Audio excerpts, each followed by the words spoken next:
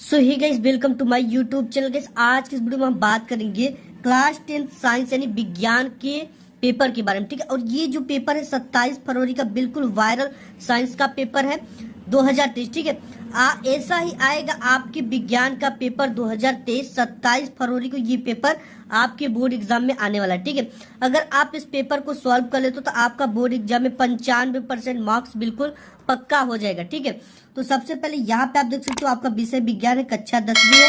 समय आपको 3 घंटे 15 मिनट का दिया जाता है और पूर्णांक 70 का दिया जाता है। और बता दिया जाता है इसमें सभी, जैसा कि सभी पेपर में प्रारंभ के 15 मिनट परीक्षार्थियों को प्रश्न पत्र पढ़ने के लिए दिया जाता है। और ये जो प्रश्न पत्र आपके साइंस विज्ञान का है 2 खंडों अ तथा ब में विभाजित है। ठीक है, अब खंड अ तथा ब 3 उपखंडों में उपखंड क ख ग में विभाजित है। प्रश्न पत्र के खंड अ में बहुविकल्पीय प्रश्न है, जिसमें सही विकल्प का चुनाव कर ओएमआर शीट पर नीले अथवा काले बॉल पॉइंट पेन से सही विकल्प वाले गोले को पूर्ण रूप से क्या करना है, भरना है। इसके बाद है कि खंड अ में बहुविकल्पीय प्रश्न हेतु देखो जितने भी प्रश्न है 1 अंक निर्धारित है और इसको सॉल्व करने के लिए बहुविकल्पी को 1 घंटा का समय दिया जाएगा और जो प्रश्न उत्तर है ना उसको सॉल्व करने के लिए 2 घंटे का समय दिया जाएगा। ठीक है, ये आपके लिए कुछ निर्देश है। ठीक है, इस निर्देश को आप जरूर पढ़ लीजिएगा। और यहाँ पे ये भी दे रखा है कि प्रत्येक प्रश्न के समूह उनके निर्धारित अंक दिए गए हैं। ठीक है, कि वो कितने अंक। इसमें से आपका जो पहला बहुविकल्पी प्रश्न है वो बोल रखा है, जब प्रकाश नेत्र में प्रवेश करता है तो अधिकांश अपवर्तन कहाँ होता है। ठीक है, दे रखा है क्रिस्टलीय लेंस पर, स्वच्छ मंडल कार्निया पर, परितालिका पर, पुतली पर। ठीक है, तो देखो जब भी हमारा जो प्रकाश हमारे नेत्र में प्रवेश करता है तो सबसे ज्यादा जो अपवर्तन होता है ना वो स्वच्छ मंडल यानी कार्निया पर। ठीक है, कार्निया क्या करती है, इन प्रकाशों को अवशोषित करती है। इसके बाद नेक्स्ट क्वेश्चन है आपका इसमें कि निम्नलिखित में से कौन बोल्टता को निरूपित करता है। दे रखा है कि दिया गया कार्य बटे विद्युत धारा गुणित समय या किया गया कार्य गुणित आवेश या किया गया कार्य गुणित समय अपान विद्युत धारा या किया गया कार्य गुणित आवेश गुणित समय। अब देखो जो निम्नलिखित में कौन बोल्टता को निरूपित करता है, तो बोल्टता का जो सूत्र होता है वो V बराबर होता है W/Q। ठीक है, जहां V क्या है बोल्टता और W क्या है किया गया कार्य, इसका मात्रक जूल, और ये Q क्या है आवेश। ठीक है, कुलाम का मात्रक आवेश। तो ये देखो V बराबर क्या हो गया, ये क्या हो गया आपका किया गया कार्य। ठीक है, ये बोर्ड एग्जाम में इसी तरह से थोड़ा सा घुमा देता, आप कंफ्यूज हो जाओगे। यहाँ पे V बराबर W/Q आप सूत्र जानते हो, लेकिन ऐसा कोई सूत्र मिल नहीं रहा है ना, आप हो जाओगे कंफ्यूज, यार कौन सा सूत्र है मुझे समझ में नहीं आ रहा है। ठीक है, तो यहाँ पे ये चीजें क्या क्या है, यहाँ पे आपका पहला वाला ऑप्शन सही हो रहा है। ठीक है, लेकिन यहाँ पे क्या क्या है, W तो लिखा ही लिखा है। अब Q बराबर होता है आपका क्या होता है, Q बराबर यानी कि आवेश बराबर धारा इंटू समय होता है। ठीक है, T, तो यहाँ पे यही लिख दिया है कि I इंटू T। ये I क्या है विद्युत धारा और T क्या है समय। तो यहाँ पे किया गया कार्य W है और विद्युत धारा I है और समय गुणित में समय है तो समय, तो V बराबर आपका W/Q यानी ये वाला जो ऑप्शन है ये वाला करेक्ट होगा। ठीक है, यही एग्जाम में थोड़ी थोड़ी आपको केवल घुमा देता है तो आप क्या करते हो, गलत ऑप्शन मारकर चले आते हो। ठीक है, अब इसके बाद जो नेक्स्ट क्वेश्चन है तीसरा क्वेश्चन दे रखा है कि निम्नलिखित में से किस स्थिति में कोई अवतल दर्पण वस्तु बिंब से बड़ा वास्तविक प्रतिबिंब बना सकता है। दे रखा है कि जब वस्तु बिंब दर्पण की वक्रता केंद्र पर हो तो इस सिचुएशन में नहीं बना सकता। जब वस्तु बिंब दर्पण की ध्रुव और फोकस के बीच हो। ग दे रखा है जब वस्तु बिंब दर्पण के फोकस वक्रता केंद्र के बीच हो। घ दे रखा है जब वस्तु बिंब दर्पण की वक्रता त्रिज्या से अधिक दूरी पर हो। ठीक है, तो यहाँ पे आपका ऑप्शन नंबर तीसरे का ये ग जो है ये करेक्ट है। ठीक है, जब वस्तु बिंब दर्पण के फोकस और वक्रता केंद्र के बीच हमने रखा था, रखोगे ना आप, तो यहाँ पे जब वस्तु दर्पण की फोकस और वक्रता केंद्र के बीच रखोगे तो इस सिचुएशन में जो बनती है प्रतिबिंब, इस स्थिति में कोई अवतल दर्पण वस्तु बिंब से बड़ा और वास्तविक प्रतिबिंब बनाता है। ठीक है, इसके बाद नेक्स्ट क्वेश्चन चौथा है कि कक्षा में सबसे पीछे बेंच पर बैठा कोई विद्यार्थी श्यामपट्ट पर लिखे अक्षरों को पढ़ सकता है।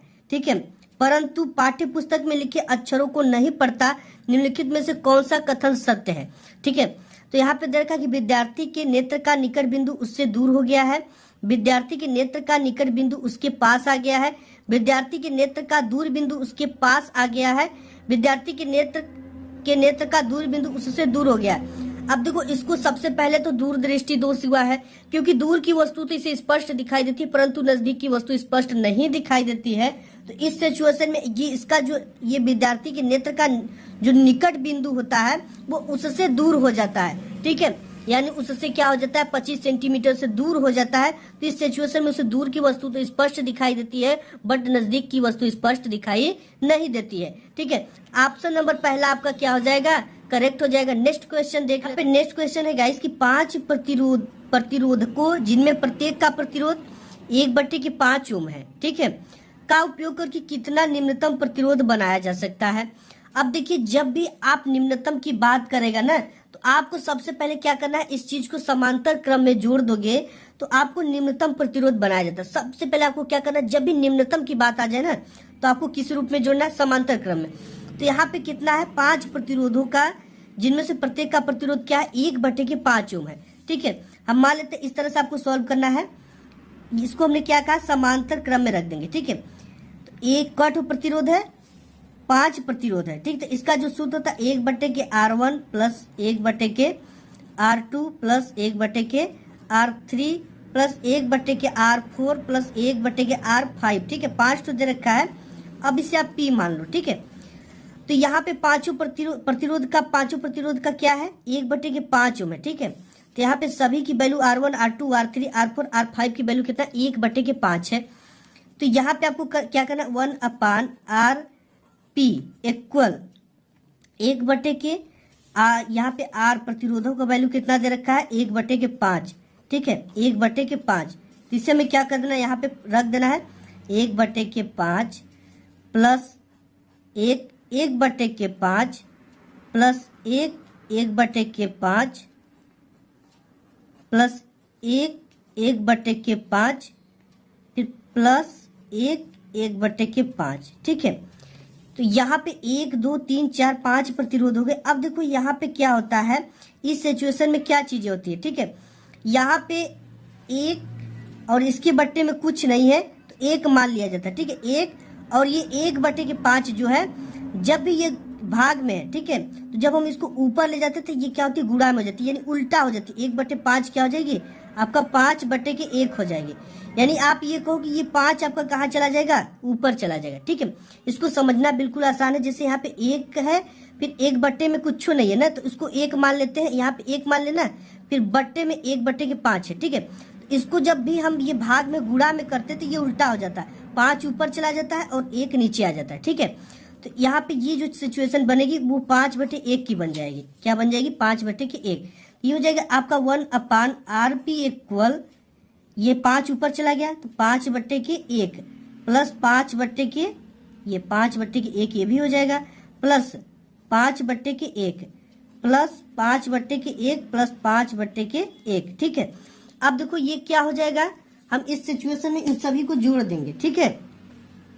ये सभी को जोड़ दो, हर समान है तो सभी क्या हो जाएंगे जुड़ जाएंगे, और नीचे जो होता है एक ही लिखा जाएगा, ठीक। जैसे यहाँ पे 1/RP इक्वल ये सब जोड़ देंगे 5 5 10 10 5 15 15 5 20 20 5 25, ये 25 और बट्टे के 1 हो जाएगा, ठीक है गाइस। यहाँ पे 1 का मल्टीप्लाई इधर होगा तो 1 हो जाएगा, और इधर इसका मल्टीप्लाई हम कर देंगे तो हो जाएगा आपका 25RP, ठीक है। अब यहाँ से हमें RP की वैल्यू निकालना है, RP की वैल्यू निकालेंगे। 1 यहाँ पे है और ये गुणा में 25 इस पर आएगा तो किस में हो जाएगा भाग में हो जाएगा, ठीक है। ये पाठांतर का नियम कहता है 1/25 इसका क्या आ जाएगा 25 ओम, ठीक है। इसका मात्रा क्या होता है ओम, ये आपका क्या आ जाएगा आंसर, ठीक है। तो हम देखते हैं 1/25 ओम क्या है। तो पहला है 1/5 ओम, इसके बाद दूसरा है आपका 1/25 ओम, तीसरा 1/10 ओम और चौथा है कि 25 ओम, ठीक है। तो यहाँ पे आपका 1/25 ओम हमारा आंसर ये वाली क्या हो जाएगी करेक्ट हो जाएगी। नेक्स्ट क्वेश्चन आपको दे रखा है इसमें कि दिए गए चित्र के अनुसार कागज के तल में स्थित किसी क्षैतिज, अब देखो इसको समझना है, किसी क्षैतिज तार में पूर्व से पश्चिम, ठीक है, पश्चिम की ओर कोई नियत धारा प्रवाहित हो रही है। चुंबकीय क्षेत्र की दिशा उत्तर से दक्षिण की ओर है, उस बिंदु पर होगी, ठीक है। तो ये जो चीज है वेस्ट मतलब होता है पश्चिम, क्या होता है ये होता है पश्चिम, और ये होता है आपका पूरब, और ये हो गया आपका उत्तर, और नीचे क्या हो गया दक्षिण, ठीक है। इस तरह से हो गया। अब यहाँ पे क्या बोल रहा है कि ये कागज के तल में ये बता रहा है क्षैतिज तार पूर्व से पश्चिम, ठीक है। यानी कि इस पूर्व से पश्चिम ये जा रही है, पूर्व से पश्चिम की कोई नहीं है धारा प्रवाहित हो रही है। चुंबकीय क्षेत्र की दिशा उत्तर से दक्षिण की ओर उस बिंदु पर होगी। ठीक है, उत्तर से दक्षिण की ओर उस बिंदु पर होगी, उत्तर से दक्षिण की ओर उस बिंदु पर होगी। ठीक है, देखो जब भी कोई भी धारा बहती है, ठीक है, जब ये धारा बह रही तो इसके चारों तरफ क्या उत्पन्न होते हैं, चुंबकीय क्षेत्र उत्पन्न हो जाते हैं। ठीक है, जो भी धारा बहती है उसके चारों तरफ चुंबकीय क्षेत्र उत्पन्न हो जाते हैं। तो अब इसके जो ये बोल रहा है कि चुंबकीय क्षेत्र की दिशा उत्तर से दक्षिण को, तो उस बिंदु पर होगी। इस बिंदु पर जो क्षेत्र की दिशा होगी ना, ये तार के जस्ट नीचे होगी, तार के जस्ट नीचे होगी। ठीक है, इस तरह से तार के जस्ट नीचे होगी। यहाँ पे लिखा गया है तार के ठीक ऊपर है, तार के ठीक नीचे, कागज के तल में तार के उत्तर में स्थित है, कागज के तल में तार के दक्षिण में स्थित है। ठीक है, तो ये जो चीजें होगी तार के ठीक नीचे स्थित होगी। ठीक है, इसके बाद 7वां दे रखा है निम्नलिखित में से किसके द्वारा अनंत पर स्थित किसी वस्तु का प्रतिबिंब अत्यधिक छोटा बनेगा। ठीक है, दे रखा केवल अवतल दर्पण द्वारा, केवल उत्तल दर्पण द्वारा, केवल उत्तल लेंस द्वारा, अवतल दर्पण, उत्तल दर्पण, अवतल लेंस तथा उत्तल लेंस। ठीक है, देखो इसमें समझने वाली ये बात है कि निम्नलिखित में किसके द्वारा अनंत पर, यानी जो अनंत पे बिल्कुल वस्तु स्थित है, किसी वस्तु का प्रतिबिंब अत्यधिक छोटा बनेगा। ठीक है, तो वो सभी दर्पण द्वारा बनेगा, अवतल दर्पण वाला द्वारा भी बनेगा, उत्तल दर्पण द्वारा भी बनेगा, अवतल लेंस द्वारा भी बनेगा, उत्तल लेंस द्वारा भी बनेगा। ठीक है, कोई बहुत दूर की वस्तु को आप देखो तो वो छोटा, अत्यधिक छोटा बनेगा। ठीक है, जब किसी वस्तु को दूर से हम देखते हैं तो वो काफी छोटा लगता है, तो आप उसे अवतल दर्पण से भी देखोगे तो छोटा लगेगा, उत्तल दर्पण से भी देखोगे तो छोटा लगेगा, लेंस से भी देखोगे तो छोटा लगेगा। अब यहाँ पे से आपका आ जाता है उपखंड ख। ठीक है, जो कि रसायन विज्ञान चालू हो जाता है। दे रखा है 8वां ये कि एक मिश्र धातु है। ठीक है, एक तत्व, एक यौगिक, एक समांगी मिश्रण, एक विषमांगी मिश्रण। अब देखो यहाँ पे मिश्र धातु का मतलब होता है एक या एक से अधिक धातुओं को मिश्रित कर देने की प्रक्रिया ही मिश्रण कहलाती है। ठीक है, तो ये एक समांगी मिश्रण होगा। क्या होगा, एक मिश्र धातु कहलाती है एक समांगी मिश्रण। ठीक है, इसके बाद नेक्स्ट क्वेश्चन है निम्नलिखित में असंतृप्त हाइड्रोकार्बन को पहचानिए। ठीक है, बिल्कुल आसान है पहचानना, आप 1 सेकेंड में पहचान जाओगे। ठीक है, देखते हैं कौन कौन सा है इसमें। यहाँ पे हमें असंतृप्त हाइड्रोकार्बन पहचानना है। ठीक है, असंतृप्त हाइड्रोकार्बन पहचानना बिल्कुल आसान है। सबसे पहले आप ये सब चीजें देखो। ठीक है, ये रिएक्शन को देखो, और जिस भी रिएक्शन में डबल बांध लगा हो वो असंतृप्त हाइड्रोकार्बन कहलाता है। ठीक है, यानी उसके कार्बन की संख्या पूरी नहीं है इसलिए डबल बांध लगाया गया है ना। तो आप यहाँ पे देख सकते हो, ये देख रखा CH3 CH2 CH2 CH3, इसके सभी कार्बन पूरे हैं। ठीक है, और हाइड्रोजन भी पूरे हैं। और यहाँ पे CH3 single bond, CH3 double bond, CH single bond, CH3। ठीक है, इसका देखो नहीं पूरा है, तो ये भी आपका क्या होगा, असंतृप्त हाइड्रोकार्बन।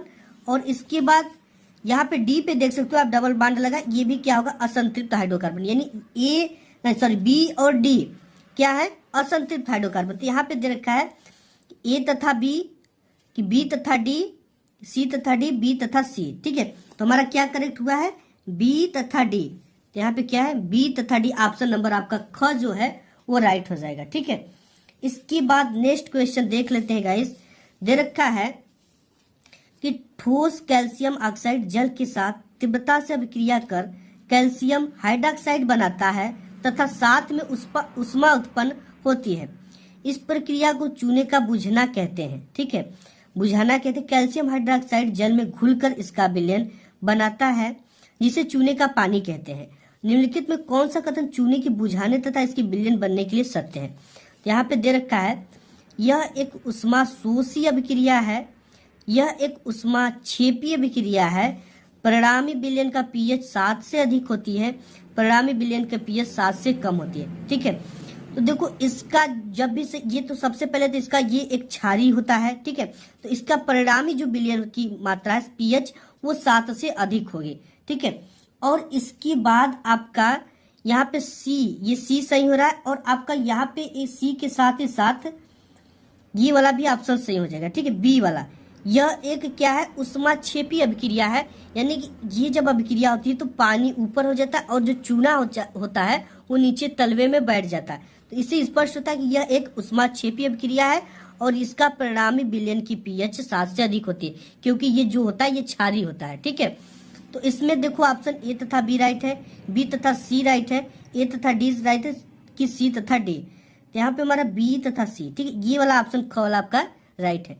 नेक्स्ट क्वेश्चन देखिए, आपका क्वेश्चन 11 नंबर के, एक परमाणु की परमाणवीय त्रिज्या का निम्नलिखित में कौन सा सही प्रदर्शन है। ठीक है, अब देखो इसको समझने की बात है कि परमाणु की परमाणवीय त्रिज्या का निम्नलिखित में कौन सा सही प्रदर्शन है। कि ये चित्र दे रखा और पूछ रखा कि इसमें से परमाणवीय त्रिज्या का सही कौन सा चित्र है। ठीक है, तो देखो इसमें ये क्या है, ये देखो इसमें परमाणु त्रिज्या, ये इसके अगल बगल क्या है, कक्षक है। ठीक है, के कक्षक, यल कक्षक, यम कक्षक, और जो समस्त इसकी त्रिज्या मापी जाती है वो केंद्र से मापी जाती है। ठीक है, समस्त त्रिज्या की जो दूरी होती है वो केंद्र से मापी जाती है। देखो तो यहाँ पे ये केंद्र से नहीं मापा गया है। ठीक है, केंद्र से नहीं मापा गया है, और ये जो दूसरा है केंद्र से पहली कक्षा तक मापा गया है, तो ये सही प्रदर्शन है। ठीक है, यानी कि केंद्र से होकर किसी न किसी कक्षा तक इसको जाना है। और यहाँ पे जो है परमाणवीय त्रिज्या, ये क्या है, ये केंद्र से होकर और ये अंतिम कक्षा तक जाता है। ठीक है, ये जितने ही कक्षाएं बढ़ती जाएगी त्रिज्या उतनी ही बढ़ती जाती है, यानी ये केंद्र से होकर ये अंतिम कक्ष तक जाती है। ये तो सही प्रदर्शन है और ये भी सही प्रदर्शन है। और तीसरा देखते हैं, तीसरा में क्या है कि ये त्रिज्या तो गई है लेकिन ये केंद्र से होकर नहीं गई है, इसलिए ये क्या है, गलत है। और ये भी चीजें हैं, ये कुछ भी नहीं हुआ, ये भी क्या गलत है। तो ये भी प्रदर्शन होता है कि जो भी होगा इसके केंद्र से वो त्रिज्या जाएंगे। ठीक है, पहले कक्षक तक जा सकती है, दूसरे कक्षक तक जा सकती है, तीसरे कक्षक, लेकिन केंद्र से ही जाना चाहिए।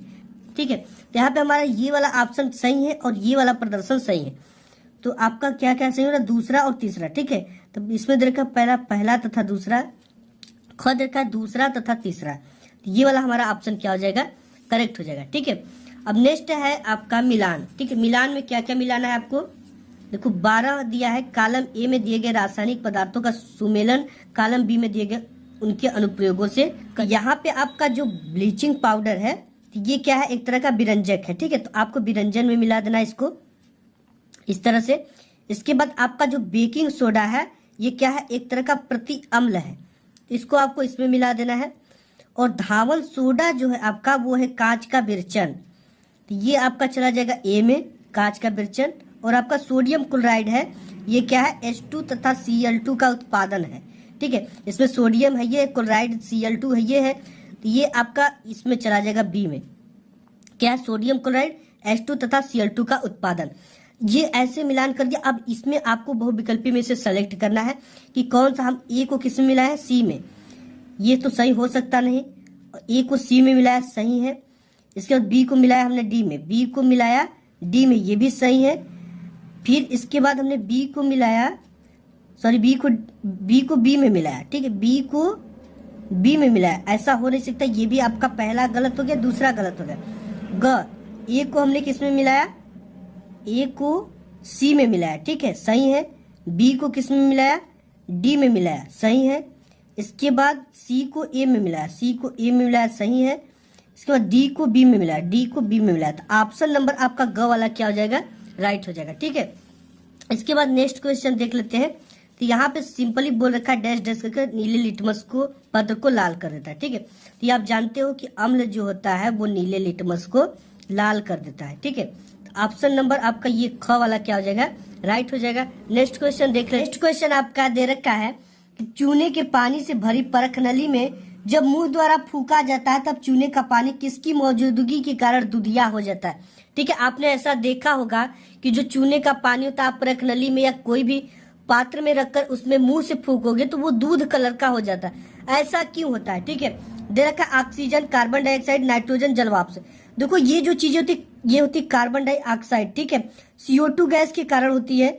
आप में ना, आप जब क्या करते हो, आप CO2 गैस छोड़ते हो और ऑक्सीजन अंदर लेते हो, तो इसी CO2 के कारण ये जो पानी होता है चूने का, ये दूधिया हो जाता है। नेक्स्ट क्वेश्चन देख लेते हैं।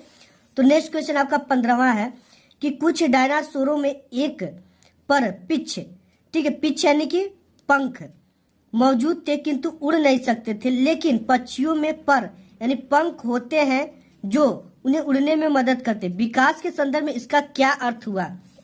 देखो इसका अर्थ क्या हुआ, देखा कि सरीसृपों की उत्पत्ति पक्षियों से हुई है। सरीसृपों और पक्षियों के बीच कोई विकास संबंध नहीं है। दोनों ही जीवों पर पर यानी पंख, पिच यानी पीछे समजात अंग है।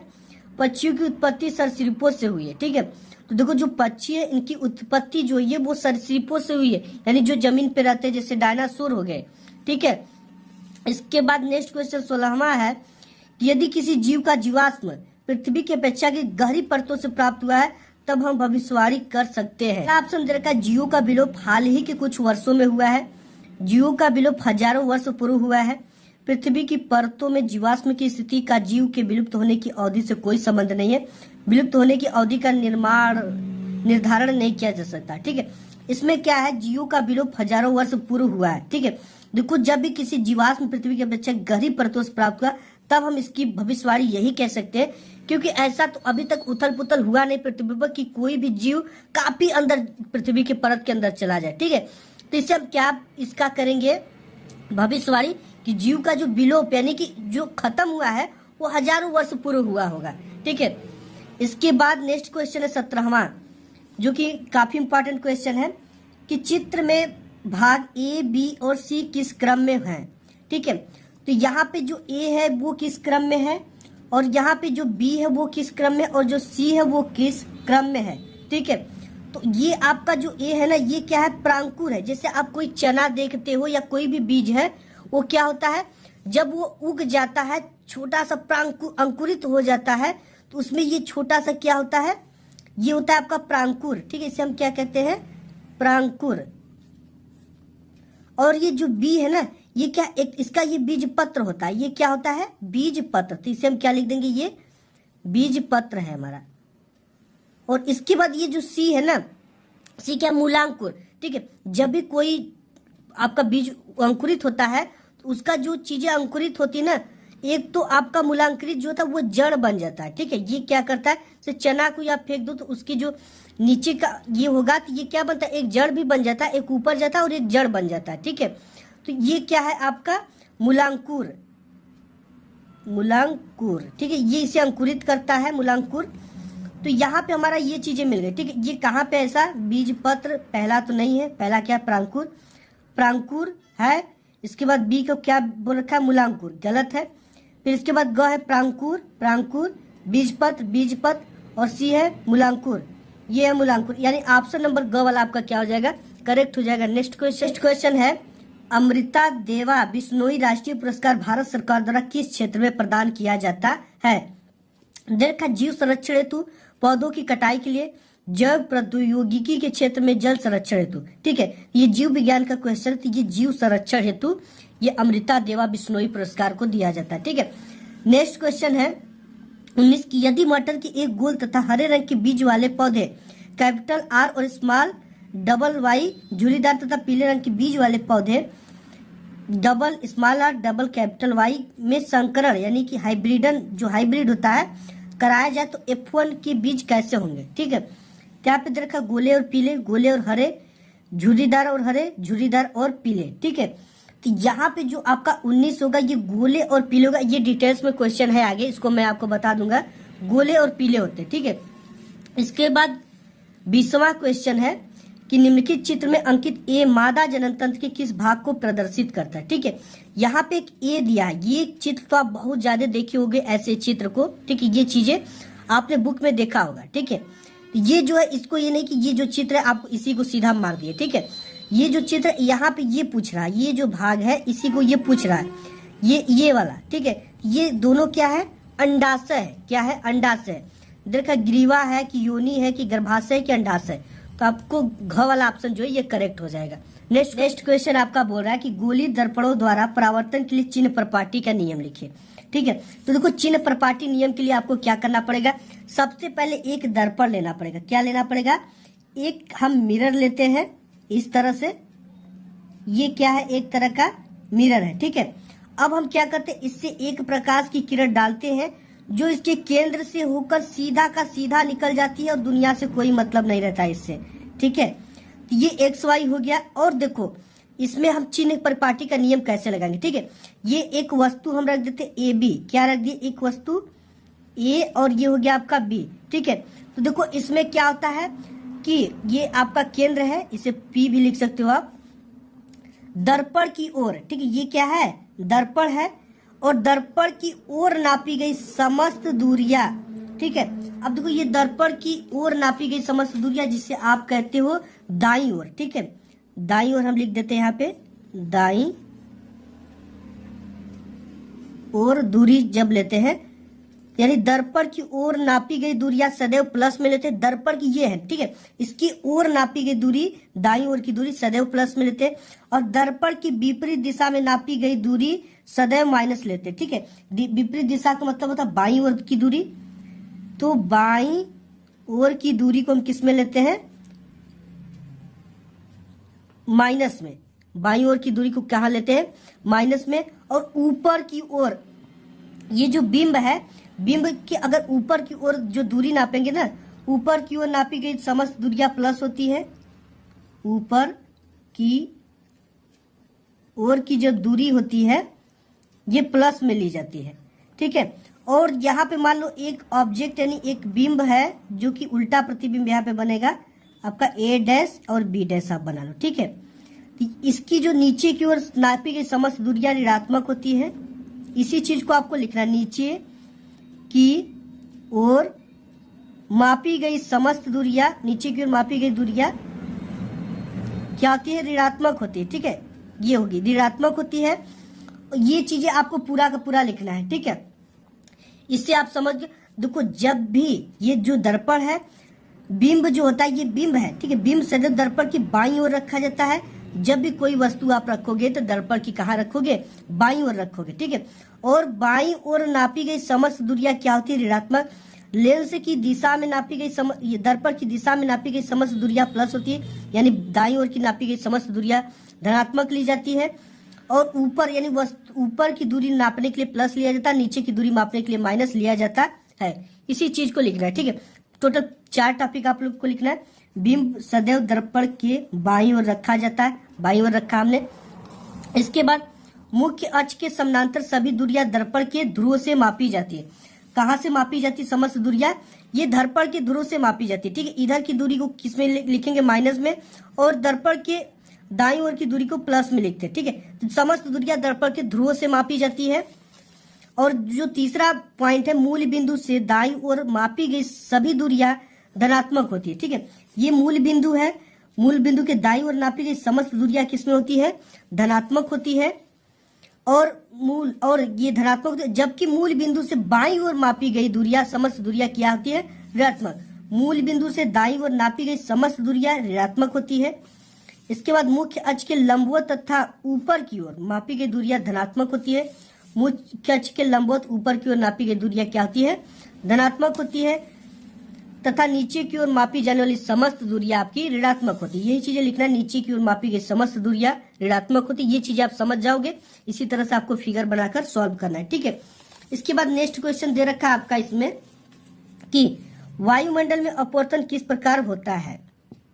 तारे क्यों टिमटिमाते हैं जबकि ग्रह क्यों नहीं टिमटिमाते, ठीक है। तो यहाँ पे जो अपवर्तन होता है ना वायुमंडल में क्या होती है, कई प्रकार की गैसें पाई जाती है, कई प्रकार के लेयर पाए जाते हैं, ठीक है। जिसमें लेयर में कई तरह के तापमान होते हैं। तो इसमें जो होता है ना अपवर्तन की प्रक्रिया कभी तेज होती है, कभी धीमा होती है। अब बात कर लेते हैं कि तारे क्यों टिमटिमाते जबकि ग्रह नहीं टिमटिमाते। देखिए तारे क्या होते हैं कि बहुत ज्यादा दूरी पर उपस्थित होते हैं, ठीक है। तो वो क्या करते हैं कि वायुमंडल में कई प्रकार की परतें होती है और कई प्रकार के तापमान होते हैं, और उनकी प्रकाश हमारे तक आने में कभी उनकी प्रकाश तेज दिखाई देते, कभी धीमा, जिससे कि हमें तारे टिमटिमाते हुए प्रतीत होते हैं, जबकि ग्रह नहीं टिमटिमाते। इसलिए कि ग्रह हमारे क्या होते हैं, काफी समीप स्थित होते हैं और तारों की अपेक्षा काफी बड़े होते हैं, ठीक है। इसलिए ग्रह में टिमटिमाते हुए नहीं दिखाई देते। नेक्स्ट क्वेश्चन है कि 2 ओम 3 ओम तथा 6 ओम के 3 प्रतिरोधों को किस प्रकार संयोजित करेंगे कि संयोजन का कुल प्रतिरोध 4 ओम आए और 1 ओम आए, ठीक है। तो देखो इसे हम कैसे सॉल्व करते हैं। सबसे पहले यहाँ पे हमने ले लिया। अब इसे सॉल्व करने के लिए हमें क्या करना पड़ेगा, सबसे पहले तो बोल रखा है कि 4 ओम आना चाहिए, फिर 1 ओम आना चाहिए, ठीक है। तो हम यहाँ पे सबसे पहले हम क्या करेंगे, एक चित्र बनाएंगे इस तरह से। ये चित्र बनाए, यहाँ पे हम क्या कर देंगे, श्रेणी क्रम में हम 2 ओम प्रतिरोध को जोड़ देंगे, ठीक है। हमें इस दिमाग लगाना है कि कैसे 4 ओम आएगा। इसके बाद यहाँ पे क्या करेंगे, समांतर क्रम में एक प्रतिरोध को जोड़ देंगे, ये इस तरह से, ठीक है, ये बी हो गया और ये ए हो गया। यहाँ पे हम जोड़ देंगे ये 3 ओम और यहाँ पे जोड़ देंगे 6 ओम, ठीक है। तो ये दोनों चीजें किस में है, समांतर क्रम में है। तो समांतर क्रम का सूत्र जो था 1/RP इक्वल हम लिख देंगे 1/R1 प्लस 1/R2, ठीक है। ये R1 मान लो, ये R2 मान लो और ये R3 मान लो, और क्या, ठीक है। तो यहाँ पे 1/RP इक्वल हो जाएगा 1/R1 क्या है 3 है तो 3 रख दो, प्लस 1/R2 क्या है 6 ओम है तो 6 ओम रख दिया। अब इसका हमें क्या कर देना है, मल्टीप्लाई कर देना है। 6 एकम 6 प्लस 3 एकम 3 प्लस 6 3 के 18, ठीक है। अब यहाँ पे 1/RP इक्वल हो जाएगा ये 6 3 9 बटे के 18, ठीक है। 9 एकम 9 9 दूना के 18, यानी कि 1/RP की जो वैल्यू आ गई वो क्या आ गई 1 बटे के 2, ठीक है।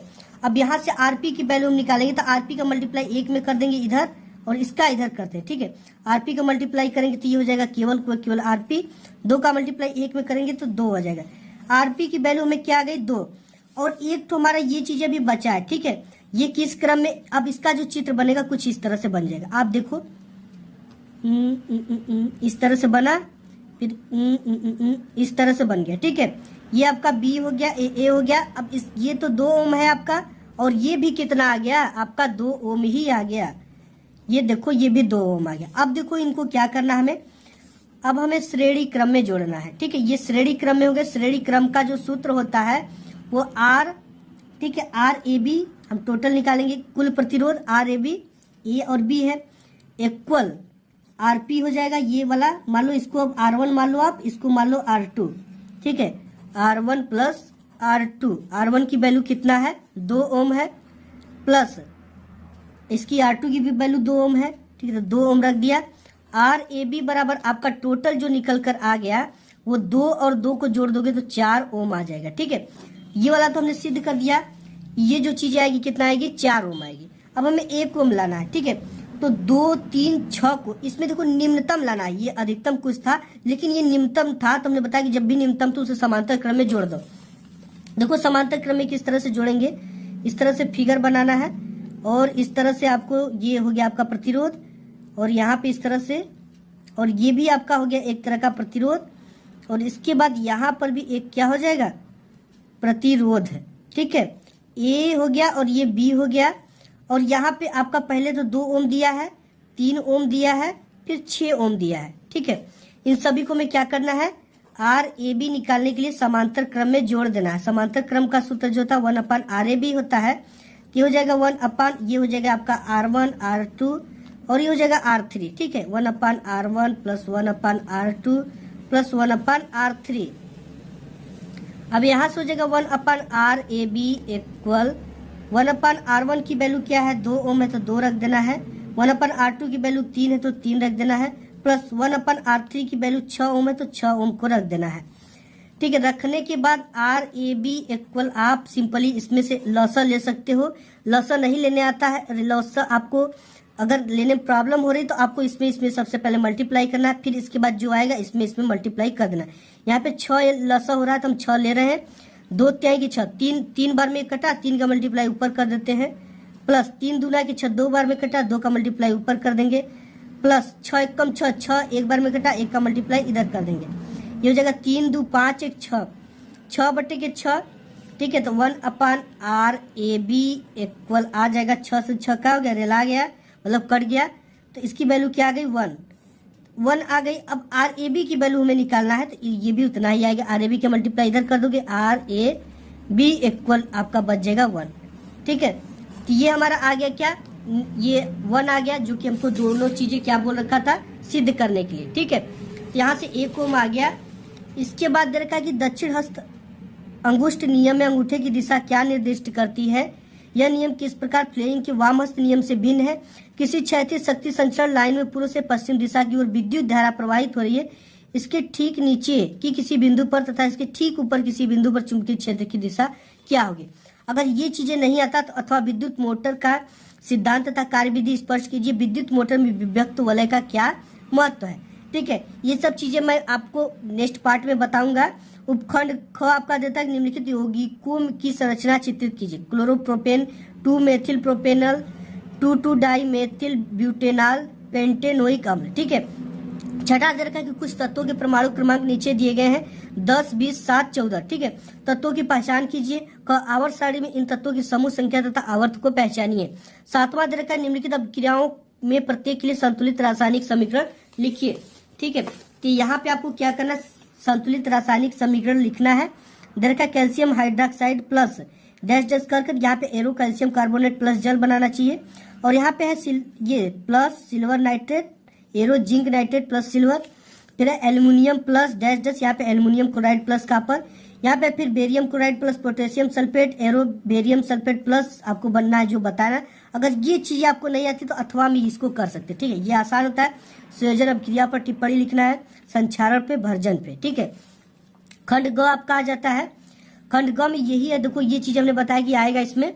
ठीक है। निम्नलिखित संकरण में संगति की विशिष्टताएं बताइए। ये संकरण हो तो गाइस यहाँ पे मैं इन सभी को आपको बता देता, बट वीडियो काफी लंबी हो जाएगी। यहाँ पे 9वां की रंध्रों के खुलने तथा बंद होने की प्रक्रिया को चित्र द्वारा स्पष्ट कीजिए। 10वां वातावरण कार्बन डाइऑक्साइड स्तर का नियंत्रण करने के लिए कुछ का सुझाव दीजिए। 11वां की वृक्कों में मूत्र निर्माण की प्रक्रिया का सचित्र वर्णन कीजिए, अथवा अगर ये नहीं आता तो मानव के नर जनन तंत्र का सचित्र वर्णन कीजिए। ठीक है। आप तो इसका इजी चित्र बना लोगे। ठीक है। ये आपके लिए बनाना आसान है। ठीक है। इसका चित्र आप देखे भी हो किताब में। तो आज की इस वीडियो में बस इतना ही। मिलूंगा एक नेक्स्ट वीडियो, तब तक के लिए धन्यवाद।